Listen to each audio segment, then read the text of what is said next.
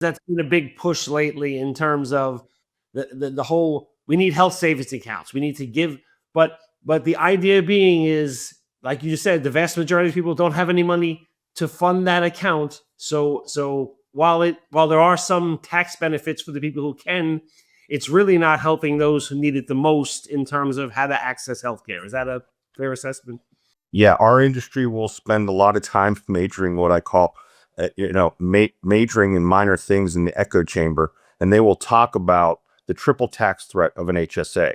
What they won't talk about is that unless an employer matches or puts any money in, less than 15% of the people will fund an HSA.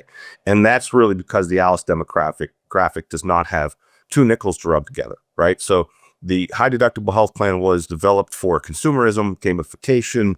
They're even talking about that right now with some of the new health plans where let's just give them choice. Well, when you don't have money, you don't make the choice. You don't go to the doctor. You can't afford the copay. You can't afford the deductible unless it's urgent or it's probably your child, right?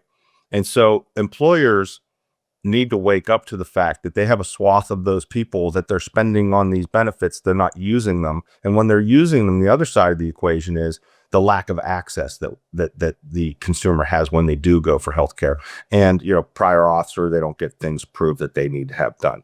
So, that functionally uninsured is inside most employers and they just don't know it. And it has downstream effects, even to the extent on the litigation front, James, you're going to have a lot more unhappy people with the results.